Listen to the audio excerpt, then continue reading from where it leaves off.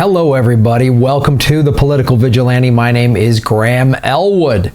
Thank you for watching the show. You know what you're all doing? You're making Gotham great again. That's what you're doing. Ba-boom. So I found this article is actually in The Guardian.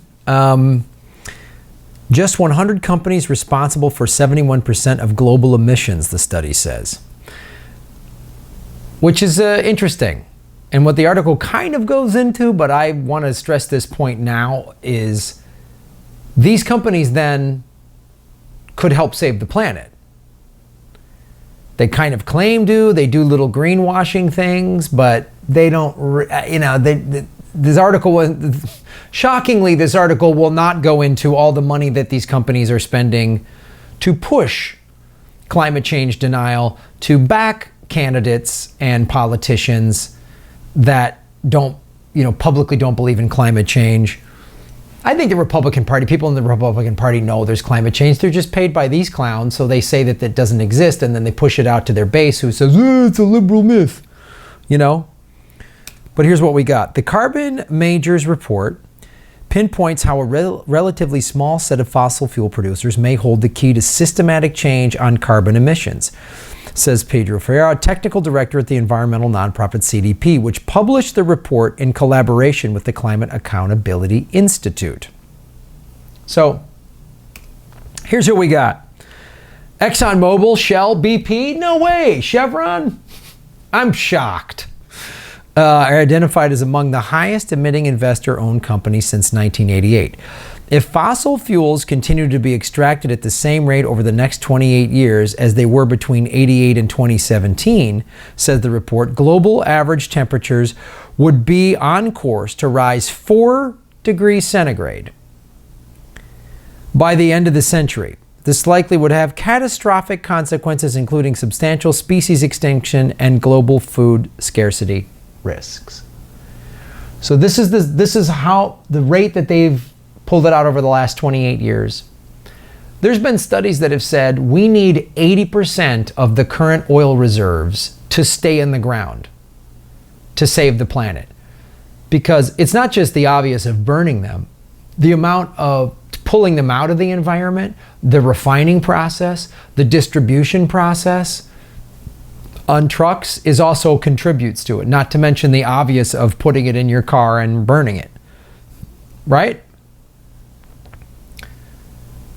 So these companies that are investor owned. So this is something I want you guys to consider. Now you might have money in a mutual fund or something like that, or your job, your company might have a 401k. Find out where that money's invested. If you can, if you are in a position to invest and haven't already, invest in green energy and green technology and make sure you're not investing in this stuff.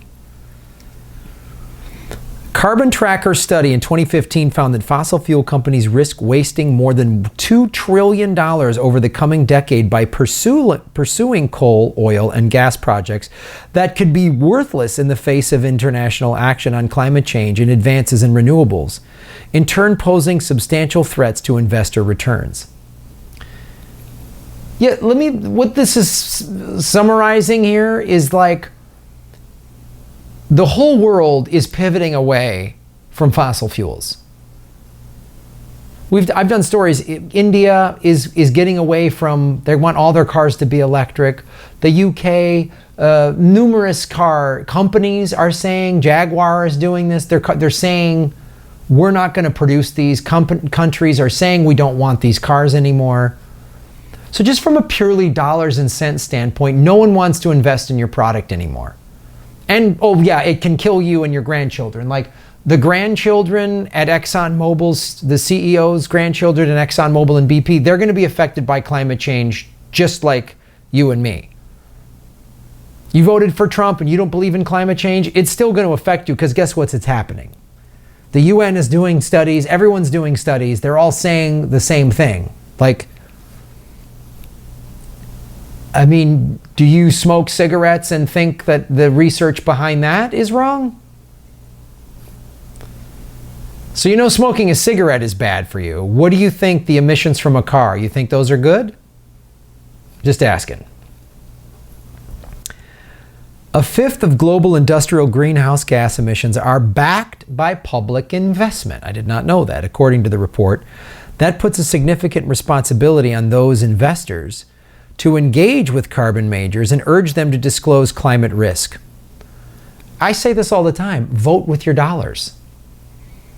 And know where your money is, know where your retirement plan is invested, where that money is.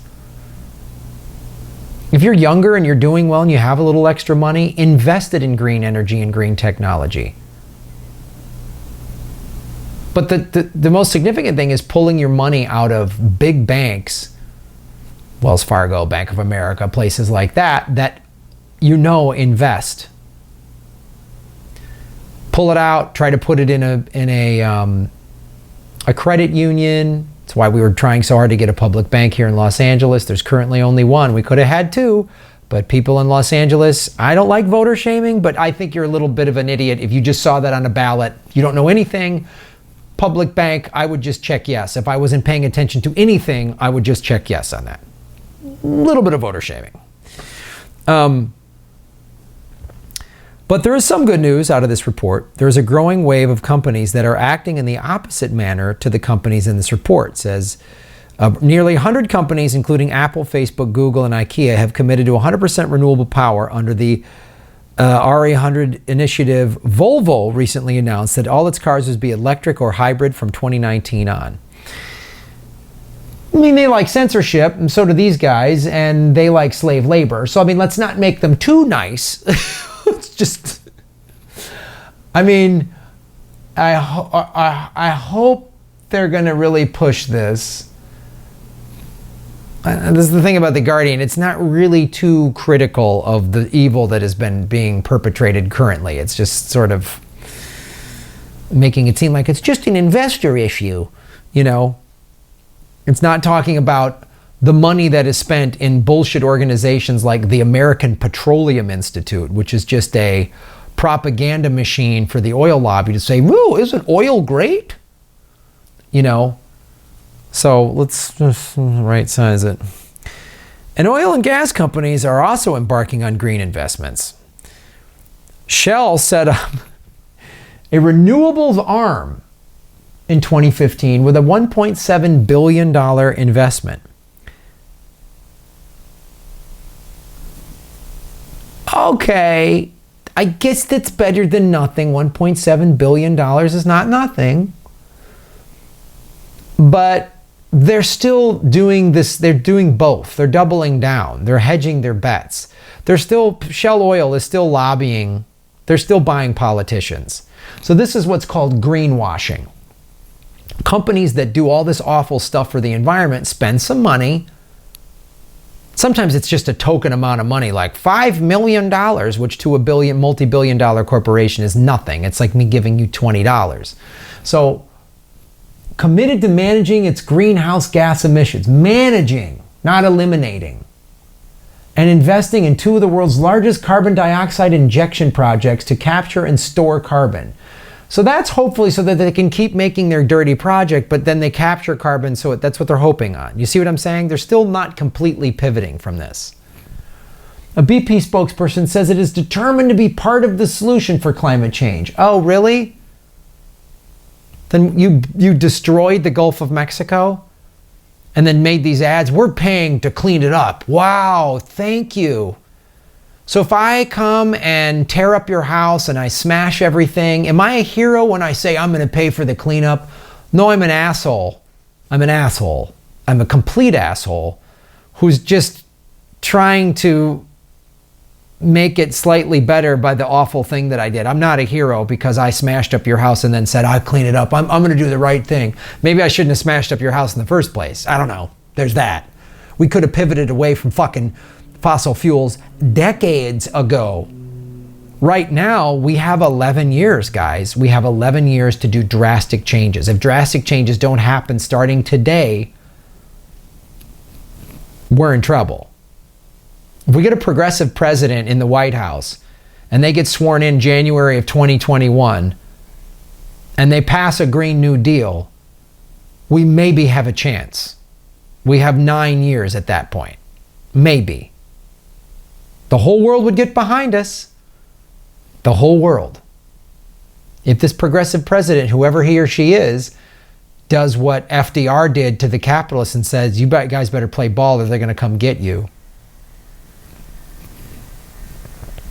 And Exxon Mobil, which has faced heavy criticism for my own record, has been exploring carbon capture. Exploring. We don't have time for managing and exploring. We don't have time for that shit. $1.7 billion, you better put more into it. So investors now have a choice.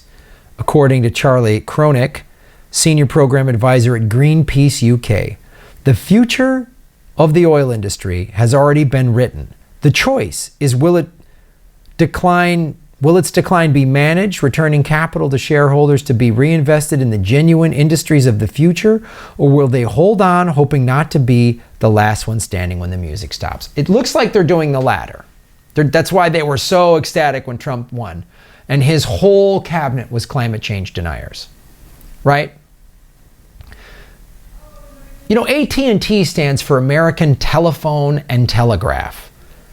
We don't use telegraphs anywhere anymore. Most people don't have a home phone. So the oil industry could be part of they could just be calling themselves the energy companies. And now we're taking all of our oil profits and we're putting it all into green energy and green technology. Because if we're going to pivot away from this. It's already happening. Countries are doing it. The fact that the Green New Deal is finally getting spoken of on mainstream media, we just have to be so loud that they just can't. We just talk Green New Deal. If you don't, you're out. I'm voting you out. Green New Deal. Be loud at your school board meetings that they need solar panels on their school board. Be loud. Let them know, because we are going to pivot. This person from Greenpeace UK is absolutely correct. They could be part of the oil industry. Could be part of the solution of saving the planet. They've been destroying it for decades. They could be part of saving it. If they do all this incremental bullshit, we're all going to be dead. In 20 years, come 2040, the rising tides are going to decimate coastlines, not just in America, but all over the world. And in America, where a third of our population lives on the East Coast, where are all those people going to live? What's going to happen to those businesses? What's going to happen to the economy? What's going to happen if we have 50 to 100 million climate refugees in this country? Here. What's going to happen? Where are they going to go? If Florida's underwater, where's everyone going to live there? Where are they going to go? So, we need more pressure, and again, vote with your dollars. That's why I bought an electric car. I know an electric car isn't the ultimate fix, but it's something, and I'm not buying their product anymore. And more people need to stop buying their product. Put the pressure on them. Don't give money to the oil companies and invest it in green technology. That's what's important. Vote with your dollars. Thank you for watching the show, guys. Go to patreon.com/Graham Elwood to support the show. I need your support. YouTube's demonetizing me. They're always cutting into my money. And of course, the Progressive Comedy Tour. Ron Placone and I are coming to Florida, January 9th through the 12th. We're adding dates in New Orleans, Pensacola in March. April, we're coming to Texas. We've got Houston and Fort Worth on the books. May, it looks like we're going to be coming to Utah, coming to Salt Lake, and then up to Boise. Going to be releasing more tour dates all the time. Go to grahamelwood.com. I'm coming to Chicago, just me, in February. Go to my tour dates. They're all there, and support the show. Thank you so much.